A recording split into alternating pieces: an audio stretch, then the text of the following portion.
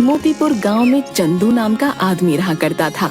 वो अपनी पत्नी मीना के साथ खुशी से जीवन बिताया करता था। एक बार जब धान की रोपाई चल रही थी, सभी तैयार होकर खेतों की तरफ जाने लगे। मैं जा रहा हूँ खेत पर, तुम बाद में आ जाना खाना लेके, और भाग्यवान जरा लस्सी भी लेती आना थोड़ा सा। ठीक है, आप जाइए, मैं ले आऊंगी।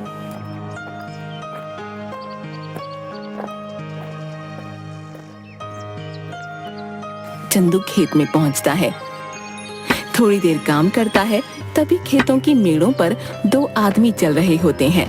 उनमें से एक आदमी छाता लेकर चल रहा होता है, जमींदार करोड़ी मल और उनका मुंशी बाबूलाल। साहब, यह है चंदू, सुना है इसकी फसल बहुत अच्छी निकलती है। इस बार 8 बोरी चावल के लिए इसे बोल देते हैं। करीब है, 2 पैसा कमा लेगा तो दुआ ही देगा। ठीक है बाबूलाल, जाके इसे बता दो। जी मालिक। अरे ओ चंदू, सुन तो। क्या बात है बाबूलाल भाई? जमींदार साहब तुझसे मिलना चाहते हैं। मुझसे मिलना चाहते हैं? क्यों? अरे वो तेरी फसल खरीदना चाहते हैं, जा जल्दी जा। जी जमींदार साहब। आओ चंदू आओ, सुना है तुम्हारी फसल बहुत अच्छी होती है। क्या इस बार की फसल तुम हमें बेचना चाहोगे? बाजार के दाम से अच्छा दाम दे दूंगा। ये तो हमारे लिए खुशी की बात है साहब। तो फिर ठीक है, जिस दिन फसल ठीक से तैयार हो जाएगी हमें बता देना, हम आदमियों को भिजवा देंगे।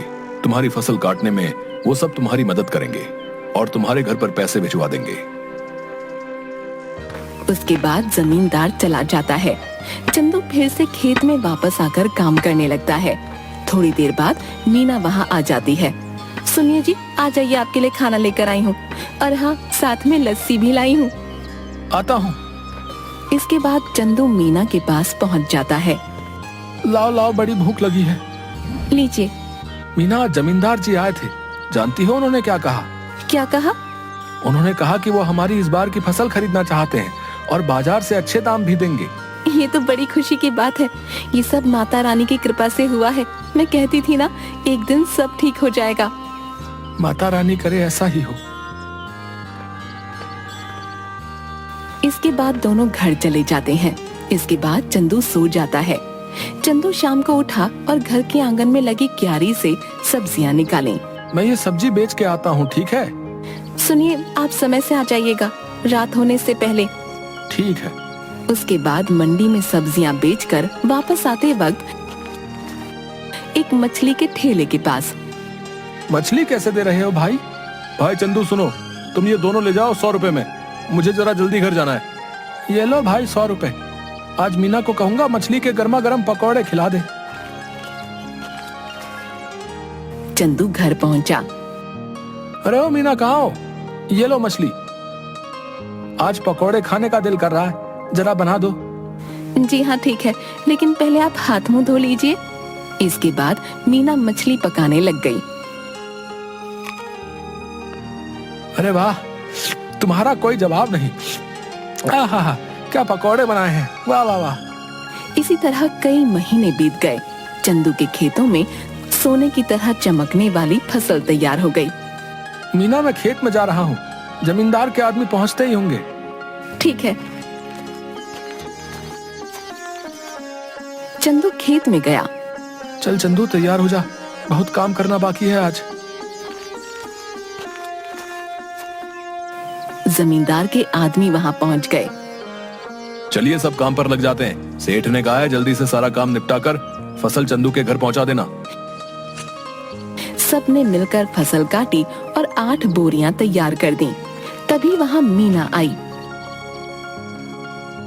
ये क्या, इतनी जल्दी काम भी हो गया? मीना, इसीलिए तो कहते हैं कि एकता में बल है। जो काम मैं अकेला 2 दिन में करता, वो हम 4 लोगों ने मिलकर कुछ ही टाइम में कर दिया। इसके बाद सबने मिलकर बोरियां चंदू के घर तक पहुंचा दी। हम सब कल आके ये बोरियां सेठ के घर ले जाएंगे। चलिए हम चलते हैं। चलो, आज का काम भी खत्म हुआ, बस अब कल का इंतजार है। उसने सारी बोरियां घर में रख दी। तभी आधी रात को चंदू के घर के बाहर कुछ चोर बात करते हुए। सुनो सबके सब, ध्यान से घुसना। अगर हम खाली हाथ लौटे तो सरदार हमें छोड़ेंगे नहीं। सब धीरे धीरे चंदू के घर से सारी बोरियां चुरा कर ले गए। अगली सुबह चंदू की बीवी, सुनिए जी, उठिए ना, देखिए क्या हो गया। क्या हो गया? चंदू उठिए, उठिए ना। क्या बात है भाग्यवान, ऐसा क्या हो गया जो तुमने सारा घर सर पर उठा लिया है? गोदाम से सारी बोरियां चोरी हो गई हैं। क्या चोरी? कहाँ पे? गोदाम में आइए और खुद ही देख लीजिए। हे भगवान, ये क्या हो गया? जमींदार जी के आदमी कभी भी आ सकते हैं। माता रानी, मैंने किसी के साथ कुछ बुरा नहीं किया, फिर भी मेरे साथ ही क्यों? चंदू घर की सीढ़ियों पर बैठ जाता है। चंदू की आंखों से आंसू आ रहे थे। तभी वहां जमींदार के आदमी आ गए। अरे भाई चंदू, बोरियां तैयार है ना? नहीं भाई, कल रात को ही किसी ने अनाज की बोरियां चोरी कर ली हैं। ये क्या कह रहे हैं भाई? जमींदार जी कहीं गुस्सा ना हो जाए। तुम तो उनका गुस्सा जानते हो ना। चलो उनसे बात तो करनी ही पड़ेगी। चलो अब। चंदू बाबूलाल के साथ जमींदार के घर गया। क्या चंदू, तुम सब खाली हाथ क्यों आ रहे हो? जमींदार जी, कल रात को हमारे घर में चोरी हो गई। सुबह देखा तो गोदाम से सारी बोरियां गायब हो चुकी थी। कहीं तुमने किसी और को तो बेहतर दाम के चक्कर में नहीं बेच दी? नहीं जमींदार जी, मैं सच कह रहा हूँ। सेठ जी, एक ही गांव में रहना है हम सब ने। भला झूठ बोल के कितने दिन बच पाऊंगा? ठीक है, लेकिन अगर मुझे पता चला कि तुमने किसी और को दिया है, तब देखना कि मैं क्या करता हूँ। कुछ दिन तक चंदू और मीना दोनों उदास थे। चंदू सब्जियों को बाजार में बेचता और जो भी कमाता उसे बहुत ध्यान से खर्च करता। चंदू खाना खाने बैठा। सुनिए ना, कितने दिन हो गए हमें इस तरह सब्जियां बेचते हुए, लेकिन हमारा घर मुश्किल से चल पा रहा है। घर के भी हालात ठीक नहीं है। हमारा गुजारा सिर्फ सब्जियां बेचकर नहीं हो सकता। पहले तो अनाज बेचकर हम अच्छे खासे पैसे कमा लेते थे, जिसमें साल भर थोड़ा थोड़ा करके घर चल जाता था। लेकिन अब तो हमें अगली फसल के पक जाने तक इंतजार करना होगा। आप बताइए ना, ऐसे कैसे घर चलेगा? मैं जानता हूँ, लेकिन मैं क्या करूँ, समझ नहीं आ रहा। अचानक चंदू थाली में रखा अचार रोटी के साथ खाने लगता है। अरे भाग्यवान, अचार! क्या अचार? क्या मतलब है? मैं आपको अचार की तरह दिखती हूँ? आप मेरे बारे में ये सब सोचते हैं? नहीं भाग्यवान, मैं तो कह रहा था कि हमारी समस्या का समाधान है ये अचार। कैसे? मेरी बात सुनो ध्यान से। तुम अचार बनाना और मैं अचार लोगों के घर जाके बेचूंगा। पहले हम लोगों को अचार का स्वाद चखाएंगे, उन्हें पसंद आया तो वो खरीद लेंगे। अगर पसंद नहीं आया तो? अरे कैसे नहीं आएगा? मेरी मीना ने जो बनाया है, अंग्रेजी में क्या कहते हैं, फंटास्टिक अचार बनाती हो तुम। है आपने अंग्रेजी कब सीखी? तुम मुझे कम मत समझो। What are you doing? I am very well। देखा? आप तो बड़ी अच्छी अंग्रेजी बोल लेते हैं। दोनों हंसने लगते हैं। इसके बाद मीना अचार बनाने लगी और मीना ने अचार डिब्बों में पैक कर दिया और चंदू चल पड़ा साइकिल लेके। चंदू एक घर पर जाकर रुका। घर पे कोई है भाई? अरे चंदू भैया, आप यहाँ कैसे? ये क्या ले आए? अचार बेचने का काम शुरू किया है, इसीलिए घर घर जाके बेच रहा हूँ। अचार खरीदना चाहेंगी? जरूर, जरा चखाना तो भैया। औरत ने अचार चखा तो उसे बड़ा पसंद आया। भैया ऐसा करो, 1 किलो दे दो। कितना हुआ? 150 रुपए में। ठीक है भैया, अभी पैसे लेकर आती हूँ। चलता हूँ बहन। ऐसे करते करते चंदू दूसरे घर गया। रमेश भैया घर पे हो? अरे चंदू, तू कैसा है भाई? और कैसा चल रहा है सब? उस चोरी के बारे में सुनकर बहुत बुरा लगा यार जान के। जाने दो भाई, क्या कर सकते हैं। अच्छा ये बताओ, अचार खरीदते हो बाहर से? हाँ, क्यों? मैंने अचार बनाना शुरू किया है। क्या बात है, जरा चखाओ तो। चंदू ने उसे थोड़ा सा चखने को दिया। अरे वाह, किसने बनाया? मीना ने। भाभी को कहना बहुत अच्छा अचार बनाती हैं, बड़ा ही कमाल का। बताओ भाई, खरीदोगे? हाँ भाई, क्यों नहीं, दूसरों से भी तो खरीदता ही हूँ, इससे अच्छा तुमसे ना खरीद लूं। ये बताओ कितने में बेच रहे हो? 150 रुपए किलो। ठीक है भाई, 2 किलो दे दो। चंदू ने पैक करके दे दिया। धीरे धीरे उसका सारा अचार बिक गया। चंदू घर पहुंचा। मीना, आप आ गए? कैसा गया आज का दिन? किसी ने खरीदा कुछ अचार? कुछ तो नहीं खरीदा किसी ने। मैंने कहा था ना, मेरा अचार इतना भी खास नहीं है। आपका विचार ही गलत था इसे बेचने का। पूरी बात तो सुन लो। लोगों ने कुछ नहीं, सब कुछ खरीद लिया। देखो जाकर टोकरी में। मीना टोकरी के पास गई। उसने देखा कि टोकरी तो खाली है, यानी कि सारा का सारा अचार बिक गया। मीना बहुत खुश हुई। अब बस तुम ऐसे ही बनाते रहो और मैं घर घर जाकर बेचता रहूंगा। मैं कहती हूँ ना, आप ऐसा करिए, पास के गांव में भी बेचना शुरू करिए। क्या पता वहाँ के लोगों को थोड़ा बहुत पसंद आ जाए। अब हम जितनी जगह जाकर बेचेंगे उतना ही तो हमारा फायदा होगा ना। कल से आप थोड़ा और अधिक अचार लेकर जाना और दूर दूर के गांव तक भी जाना। ठीक कहा तुमने, मैं ऐसा ही करूंगा। कल से तुम ज्यादा से ज्यादा अचार बनाना शुरू करना। आप 1 हफ्ते रुक जाइए। 1 हफ्ते में बहुत सारा अचार बनाकर तैयार कर दूंगी। उसके बाद आप बेचना शुरू कर देना, क्योंकि अचार पकने में भी तो समय लगता है ना। ठीक है, तब तक मैं सब्जियां बेच दिया करूंगा। इससे हमारा घर भी चलेगा और हमें नुकसान भी नहीं होगा। इसके बाद मीना अचार बनाना शुरू कर देती है और कुछ दिनों तक चंदू बाजार में सब्जियां बेचता है। कुछ दिनों में अचार तैयार हो जाता है और चंदू भी बेचना शुरू कर देता है।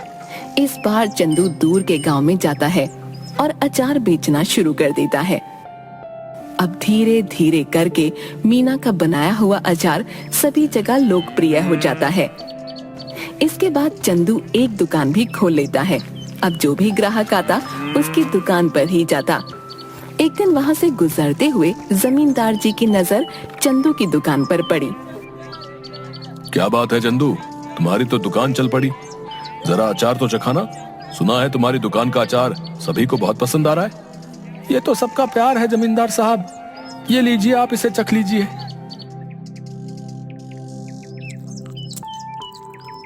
ये तो बड़ा स्वादिष्ट है। ऐसा करो, हमारे घर पर 60 किलो अचार पहुंचा देना। हमारे यहाँ बहुत बड़ा भंडारा है। 1 हफ्ते में हम तुम्हारे घर पर कुछ लोगों को भेज देंगे रात को, इसलिए तुम सारा सामान तैयार रखना। जी जमींदार साहब। रात को जमींदार के लोग चंदू के घर नहीं पहुँचे। रात भी काफी हो गई थी। ऐसा करिए, आप सो जाइए। अगर कोई आया तो हमें पता चल ही जाएगा, तब उठकर उनका सामान उन्हें दे देंगे। तुम ठीक कहती हो, सो जाना चाहिए। क्या पता वो आज ना आए। चलो सो जाते हैं।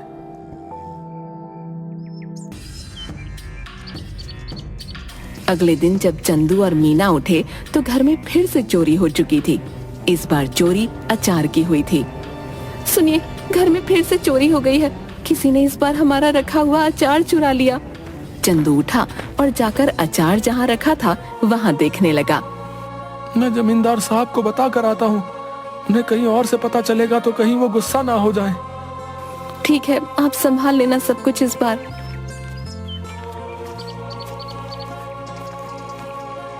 चंदू जमींदार साहब के घर गया। जमींदार साहब, इस बार फिर से आपके लिए जो हमने अचार तैयार किया था वो चोरी हो गया। ये हमेशा मेरे साथ ही क्यों हो रहा है? मैं तुमसे कुछ भी मंगाता हूँ और वो तुम्हारे घर में चोरी हो जाता है। मुझे लगता है तुम मुझे अपना सामान बेचना ही नहीं चाहते। ठीक है, मैं भी नहीं खरीदूंगा आज के बाद तुम्हारा कोई सामान। जाओ। ऐसी बात नहीं है जमींदार साहब, अब खुद ही सोचिए, मैं आपसे दुश्मनी क्यों मोल लूंगा। आप चिंता मत करिए, मैं आपके लिए दोबारा से 60 किलो का अचार तैयार करता हूँ। ठीक है, अगर इस बार कुछ हुआ तब देख लेना। चंदू अपने घर गया और सोचने लगा कि अब इस चोर को कैसे रोके। इस बार चंदू ने बहुत सारे मटकों को एक जगह पर रखा और चला गया। अचानक आधी रात को आवाज आई। सारे के सारे चोर दर्द से चिल्ला रहे थे। अब जैसे ही चंदू उस कमरे में गया जहाँ पर अचार रखा हुआ था, तो वहाँ देखा सारे के सारे चोर जमीन में लेटकर चिल्ला रहे थे और अपनी आंखें मल रहे थे। ये क्या कर दिया? कोई बचाओ हमें। पानी दो हमें कोई। अरे हमारी आंखें जल रही हैं। अब आया ना मजा मेरे घर में? जैसे तुम्हें आदत ही पड़ गई है चोरी करने की। क्या मजा आता है तुम्हें ये करके? है इतना दिमाग चोरी में लगाते हो, कुछ और कर लेते ना, अभी तो चैन से अपनी जिंदगी बिता रहे होते। पर नहीं, तुम्हें तो चोरी ही करनी है। लो करो अब चलो बताओ, क्यों कर रहे थे चोरी? ये सब हम अपनी मर्जी से नहीं कर रहे थे, हमें सब करने के लिए बाबूलाल ने कहा था। क्या बाबूलाल? भला उसे क्या जरूरत पड़ गई? ये तो मुझे नहीं पता, आप हमें माफ कर दीजिए, अब पुलिस को मत बुलाना बस।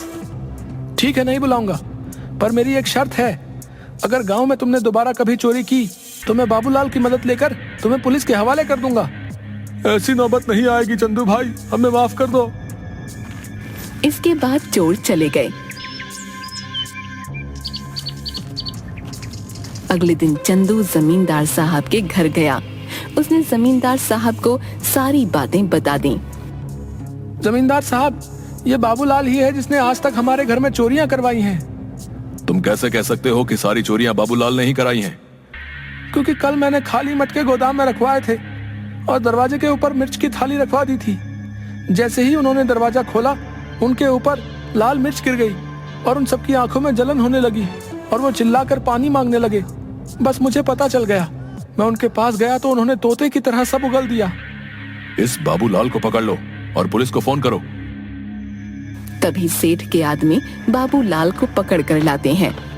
मुझे माफ कर दीजिए जमींदार साहब, कुछ कीजिए, भला मैं इतने सालों से आपके यहाँ काम पे हूँ, कुछ रहम करिए। मुझसे क्या माफी मांग रहे हो? गलत तो तुमने चंदू के साथ किया है, उससे माफी मांगो जाओ। मुझे माफ कर दो चंदू, मैं आज के बाद कभी ये सब नहीं करूंगा। लालच में मुझसे बहुत बड़ी गलती हो गई। गलती तो तुमसे हुई है, लेकिन तुम्हें छोड़ देना मेरे बस में नहीं। आज तुम्हें छोड़ दूंगा तो कल कोई और चोरी कर लेगा। उनके पास एक सबक जाना चाहिए कि जैसा करोगे वैसा भरोगे, इसलिए मुझसे किसी चीज की उम्मीद मत रखो। तभी तो पुलिस वाले आकर बाबूलाल को गिरफ्तार करके ले जाते हैं। भाइयों, अचार ले आओ। बहुत सारे आदमी अचार के भरे मटके ले आए। ये लीजिए जमींदार साहब, इस बार आपके घर में हमारा सामान आखिरकार पहुंच ही गया। ये लो तुम्हारे पैसे चंदू। तुम सच में ईमानदार और मेहनती किसान हो, हमें तुम पर नाज है। आपका बहुत शुक्रिया सेठ जी, चलिए अब मैं चलता हूँ। इसके बाद चंदू अपने घर लौट गया और इसके बाद से चंदू के घर में कभी कोई चोरी नहीं हुई और चंदू